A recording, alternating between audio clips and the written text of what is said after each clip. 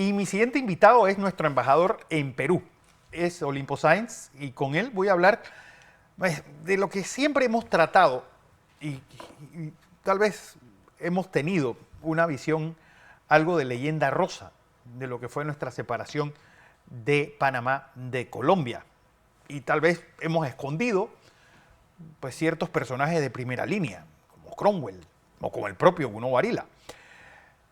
Olimpo Sáenz, bienvenido como siempre y buenos días. Olimpo, buenos Oye, días. Fernando, Buenos días. buenos días y gracias por la invitación. Bueno, tú has estado escribiendo mucho sobre el tema y tal vez no irnos a una leyenda negra, pero tampoco caer en la leyenda rosa que pareciera ser la que ha sido la constante de la forma como nos independizamos y de la forma como pues, no tenemos, por ejemplo, un padre de la patria que podamos decir, este es el padre de nuestra patria, porque fue algo, una especie de confabulación con mucha intervención extranjera. Olimpo Sáenz, como siempre.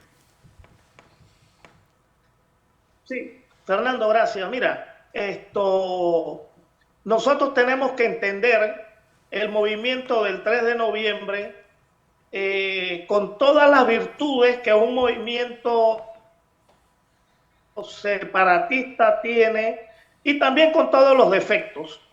Y es bueno que los panameños entendamos, los jóvenes y los viejos, de que no hay independencia pura en ningún país del mundo, no hay democracia perfecta. Las repúblicas se perfeccionan en el tiempo y te voy a dar un ejemplo muy sencillo. Sí. Las 13 colonias norteamericanas se independizaron gracias al apoyo de los franceses y de los españoles Claro. con plata y con expertos militares que fueron a entrenar a las tropas de Washington. Pero tú no ves a los gringos Agradeciéndoles a ninguno de los denostando dos. a Washington porque recibió ese apoyo. Entonces los panameños tenemos que entender cuál era el dilema de los panameños de 1903.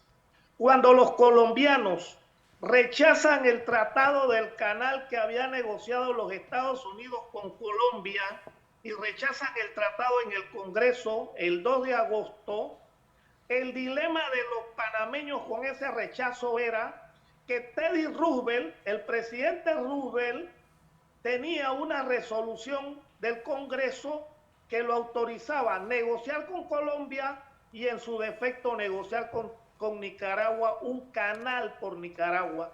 Así que los panameños se planteaban, si no tenemos el canal, no vamos a continuar con el canal, aquí vamos a tener un hoyo lleno de mosquitos y de malaria y los gringos se van a ir a Nicaragua a construir el canal porque Roosevelt estaba facultado para ir a negociar a otro país. Así que rápidamente los conspiradores panameños conservadores comienzan a buscar aliados. Tenían que buscarlo. Panamá era un país de 300,000 con una pobreza enorme porque los franceses habían quebrado y esto estaba lleno de antillanos y franceses que habían venido a trabajar el canal y que resulta que ya no estaban trabajando. Y por otra parte, de los 3 años, habían dejado al país con más de 1.500 muertos, heridos y tullidos y con una miseria total en todo el país, porque tanto liberales como conservadores, abusando bueno, arreciaban contra las haciendas de unos y de otros. Con ese panorama, los conspiradores conservadores se dieron cuenta que tenían que buscar aliados. ¿Y a quiénes van a buscar? Por un lado, a los franceses que querían vender sección del canal por 40 millones de dólares. Y por otra parte, a los gringos que querían seguir construyendo el canal. Pero ¿qué pasa? La gente no sabe, porque así somos los panameños, no sabemos que los colombianos tenían un tratado con los gringos de 48. 1846, por el 48. cual los Estados Unidos le garantizaban a Colombia que el Istmo de Panamá siempre iba a pertenecer a Colombia, iba a tener la soberanía colombiana. Los se van donde los gringos negocian con los gringos y le dicen, ustedes nos dan la república independiente que nosotros aspiramos y nosotros le firmamos el Tratado del Canal que los colombianos le rechazaron. Ese es el cambalache. Claro.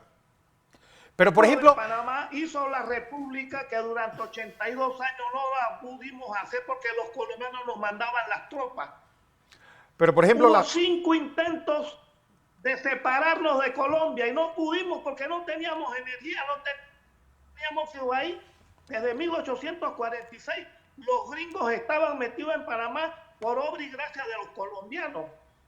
Entonces, Panamá logra zafarse de Colombia después de 82 años, sí, gracias a los gringos, pero aquí en el país que fue aprovechado por la coyuntura, los pueblos viven también de coyuntura. Los colombianos fueron independizados ¿por quién? Por Bolívar, con tropas venezolanas. Las tropas sí, pero, venezolanas por ejemplo, para santificar la independencia colombiana. es decir, pero por ejemplo, tú vives en Perú. Nosotros vamos a sentirnos mal porque los gringos nos hayan apoyado a nosotros. Tú vives en Perú, Olimpo, y si no hay esa intervención de Bolívar y San Martín, los peruanos no querían, se puede decir que no querían independizarse de España. Así es, por eso es que hay que saber leer la historia. Uno no puede estar denostando ahora a los próceres porque eran comerciantes y porque algunos, lógicamente, estaban luchando por sus intereses. Pero es que las independencias también son intereses económicos. Por ejemplo, la independencia de las Américas, sí, ¿qué eran? Era la lucha de los criollos ricos que no querían seguir pagándoles impuestos a Madrid. No, y no querían, sobre todo, la obediencia. La independencia de América Latina la forjaron los negros y los indios. Exacto. Los negros y los indios no forjaron las independencias de América Latina, las forjaron los grupos, las élites criollas, que son los que se quedaron con la República. Bueno, siempre yo recuerdo esa frase de Vasconcelos, que dice, la colonización la hicieron los indios y la independencia los españoles. Correcto. Así mismo es. Entonces, que valorar en toda su intensidad el esfuerzo que hicieron los panameños para la independencia o la separación de Colombia. Y mira, aquí tampoco se dice que el 3 de noviembre a los liberales de Santana, del barrio de Santana, del arrabal santanero, fueron al cuartel de Chiriquí, en la Bóveda, a pedir las armas que se habían negociado entre Amador y Esteban Huerta, su compadre. Sí. Y que entonces, con esas armas, los panameños rodearon la ciudad para enfrentarse al batallón Tiradores con 500 hombres que habían llegado a Colón. Felizmente no se desangró el país en un enfrentamiento, felizmente, porque los gringos tenían el acorazado y le dijeron a los colombianos, ustedes no pueden disparar contra la ciudad de Colón porque nosotros tenemos interés y tenemos ciudadanos. Y había otro por acá, por el Pacífico. Ajá. La habilidad de los panameños en buscar eso tiene un valor enorme, como lo dijeron los panameños en 1821, independencia sin sangre, porque fueron negociadores, eran como buenos comerciantes, eran grandes, llevar todo esto sin necesidad de derramar más sangre de la que ya los panameños habían derramado en la guerra de los 1000 días.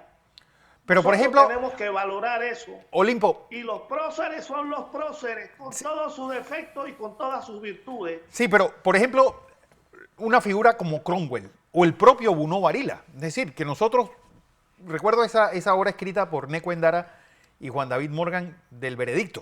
Es decir, realmente Bunó Varila es casi el partero del país. Si no hubiera sido por su influencia, tal vez no se hubiera dado el movimiento separatista. Correcto, Fernando. Nosotros no teníamos los grandes contactos en Washington. Esos contactos, Varila y Cromwell, esa era la gente que manejaba los hilos en Estados Unidos. Acá en Panamá los hilos los manejaba Amador Guerrero y los conservadores. ¿Con quién? con Esteban Huerta, que tenía 450 hombres armados colombianos para defender los intereses colombianos en el Istmo de Panamá. Ahí sí entraron los panameños a negociar con Esteban Huerta y con los oficiales colombianos. Y con los liberales que habían perdido la guerra en los 1000 días, y con los liberales se llega a negociar de la conspiración que va a aflorar el 3 de noviembre.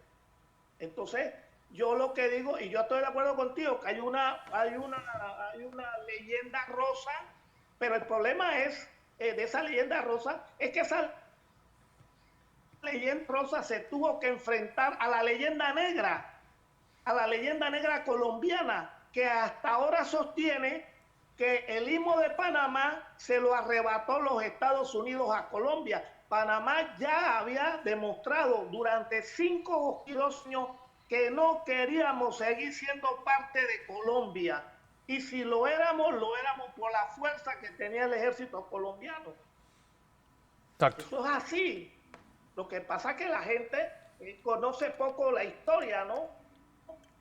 Uno de los últimos esfuerzos por liberarnos y mantener la neutralidad y todo eso fue en 1862 con Santiago de la Guardia, que dijo, no, el Istmo va a ser neutral, no vamos a entrar en guerra, y los colombianos le mandaron un ejército de Santana y se fueron a guerrear contra Santiago de la Guardia, que era el gobernador, en Río Chico de Natá, y allá se enfrentó y allá murió batallando junto a otros panameños para que los colombianos no le impusieran esas son historias que los panameños no conocemos, y esa no es historia rosa, esa es historia cierta, historia negra, porque murieron muchos panameños. Y cuando Tomás Herrera y de la Primera República en 1840, el precio que pagó Tomás Herrera fue el exilio. Sí. Él y los demás conspiradores de la Primera República, el exilio ecuatoriano. Y José Domingo Espinar Aranda, la conspiración de 1830, termina expulsado de Panamá y tiene que irse a Quito y después a Perú. Y vivió 34 años en Perú. Y muere en Perú. Y acá en Perú le reconocieron los méritos que no se lo quisimos reconocer en Panamá, benemérito del grado heroico. Bueno, así es la vida de nuestros pueblos y de nuestros héroes, ¿no? Bueno, pero lo cierto pero es que nosotros los panameños hemos luchado, y hay otras cosas que los panameños tampoco conocen, porque ahí estamos muy alegres diciendo, no se derramó sangre, porque al separarse, que hacer una república que contiene una democracia, hay que derramar ríos de sangre. No necesariamente es así, pero en 1821 tampoco derramamos sangre, ni en la Villa de los Santos, ni en Natal, ni en las minas, bien declararon la independencia, y tampoco en Panamá ni en Santiago de Veragua. Pero en 1824 los batallones del Istmo fueron a pelear con Bolívar y con Sucre a Junín, a Matará y Ayacucho. Y allá murió una escuela que lleva el nombre de esos héroes.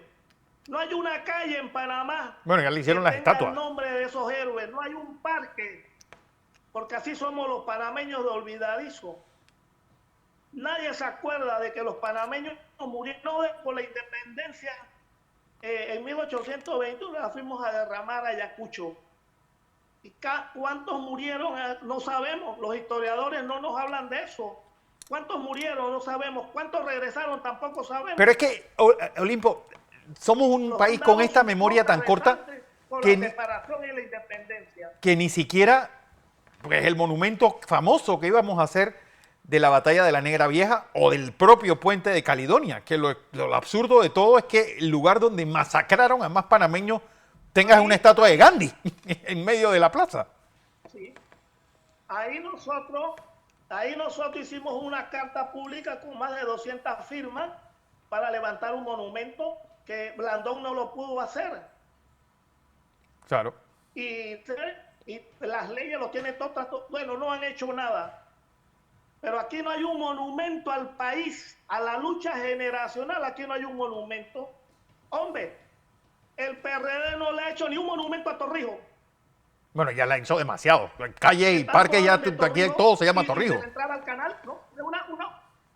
unos monumentitos todos, Richie, pobrecísimos, ¿no? Aquí la historia panameña parece que no hubo historia panameña, aquí no hay un memorial, aquí no hay un memorial. El panameño tiene una deuda con esa historia de los panameños. Los panameños hemos luchado, los panameños nos hemos sacrificado, los panameños han tenido mártires y héroes.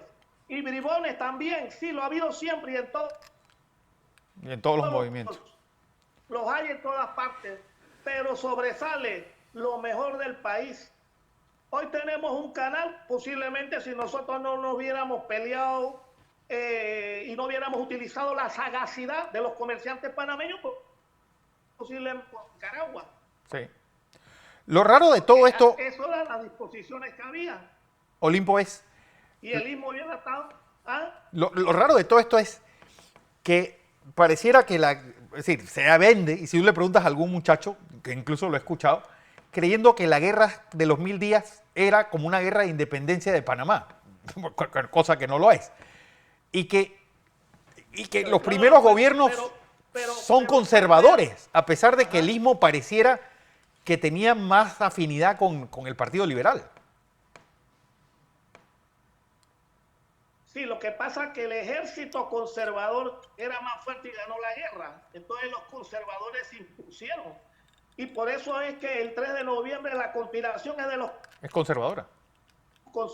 ¿Por qué? Porque el poder lo tenían los conservadores. Los liberales se unen en los últimos días de octubre, se unen los liberales porque Amador los convida a que se unan.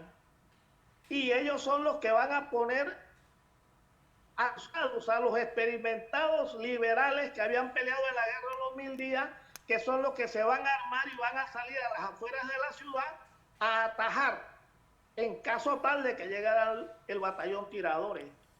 Pero aquí vuelve la sagacidad a conspirar y a convencer al administrador del ferrocarril que no trasladara a la tropa a Panamá, que la dejara en Colón. Y eso fue lo que permitió que Esteban Huerta mandara meter preso a los generales Tovar y Amaya. Y fue tan inteligente el Mocho Huerta que no se quedó con los generales presos, sino que se los dio a la policía panameña para evitar el malestar de la tropa colombiana. Así que los generales de los panameños.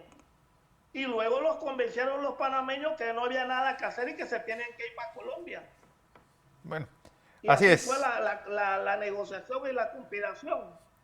Así es, don Olimpo Sáenz. Te decía yo que la leyenda debe en un gran esfuerzo de los panameños por combatir la leyenda negra.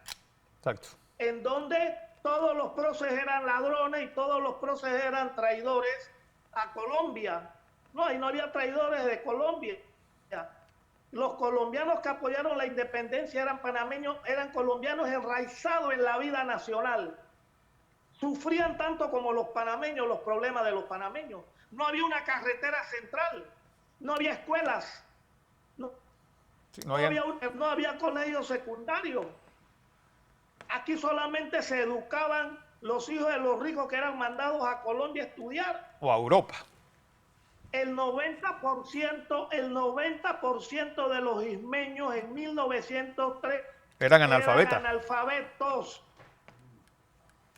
Y gracias a la separación, gracias a la independencia, como se le quiera llamar, aquí se empezó a escolarizar al hombre del campo, al hombre de la ciudad, al hombre de los barrios. José Fábrega. Así es. Y que piensan los próceres es en armar, en construir un gran instituto nacional. Imagínate tú que no lo teníamos. Así es. Olimpo Sáenz. Hacer un hospicio de huérfanos, porque habían una cantidad enorme. Sí, de huérfanos de la guerra. Habían muerto en la guerra civil. Claro. O sea las cosas no son así tan alegres para denostar al 3 de noviembre, ¿no? Yo así creo es. que hay que celebrarlo por todo lo alto, porque nos dio panameños queríamos desde 1821. Una república generosa con los panameños. Y el malestar de los panameños durante 82 años era el abandono de los intereses panameños. No había acueducto, Sí, no no. había calles en la ciudad de Panamá. Eso era lo que había en la ciudad de Panamá, eran lodazales. Exacto. Así nos tenía Colombia. Así es. Gracias, Olimpo Sainz, nuestro embajador en Perú, Vale, hablándonos. hermano, saludos a todos los panameños, Así con es. marcha y sin marcha. Viva el 3 Este día el 3 de de noviembre. noviembre. Así es.